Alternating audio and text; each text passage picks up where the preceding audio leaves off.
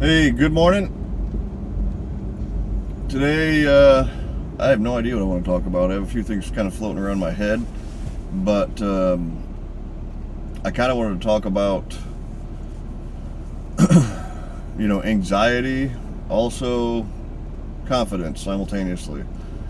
So I relate the two together because anxiety a lot of times happens because of some mysterious button that you've pushed inside your own little system that allows you to hyperspeed kind of a bad thought over and over and over and over and over again. And if you don't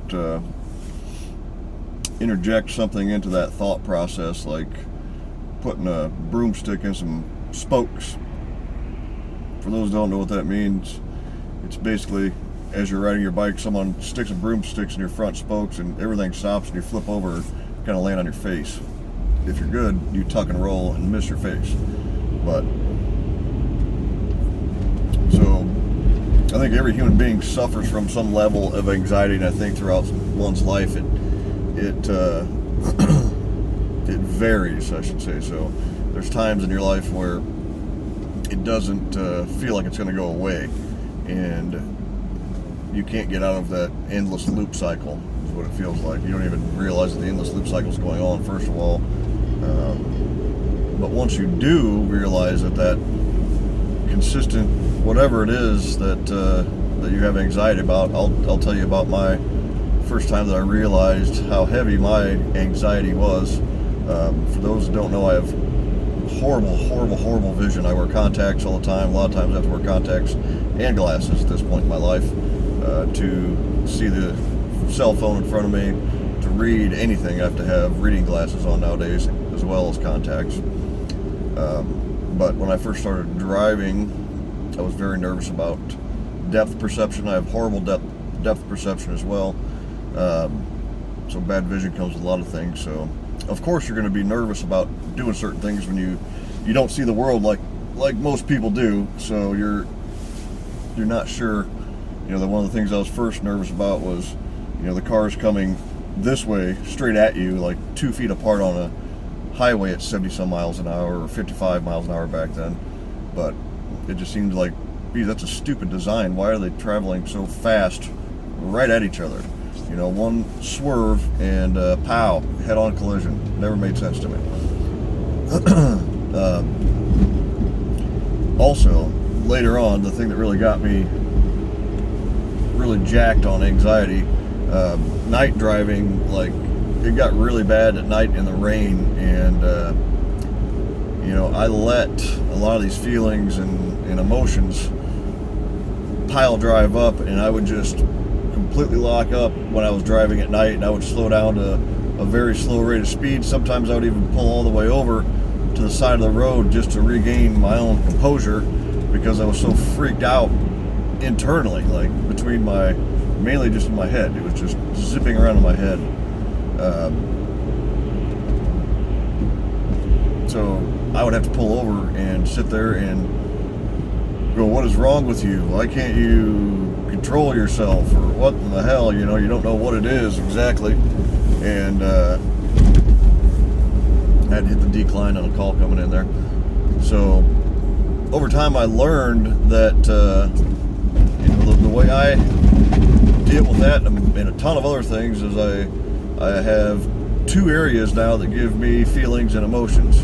So I use my brain as a processor, and I realize that everything kind of comes in through the middle or through your heart region. So you can kind of differentiate. The ones that come into your heart are environmental things that it's, ooh, the wind's there, or ooh, the temperature changed, or oh man, I feel really bad for that cat that got hit by a car while you were driving, or you ran over a squirrel. Those types of things are generated from the heart. So you're like, oh, and then your environmental conditions. Is it cold out? Is it hot out? Is it windy? Is it rainy? Is it snowy? Is it dark? Is it mountainous?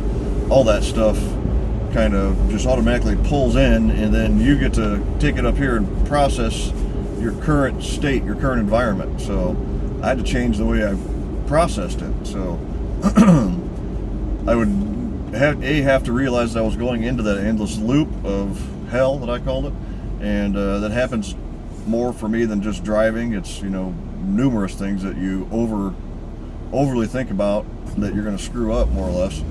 And once you realize that you're in that state, I mean, that's the first step for me, was realize I was in that state.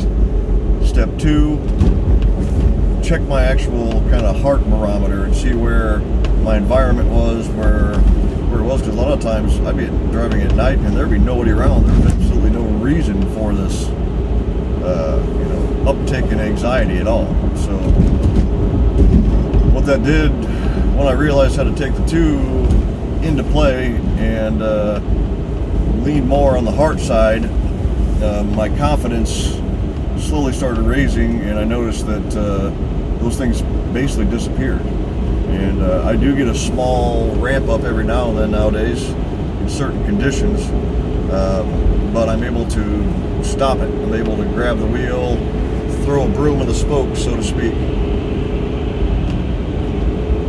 Maybe a better word would be to hit the brakes. And then that gives you the confidence to do it, to continue on and push through no matter where you're sitting in your realm of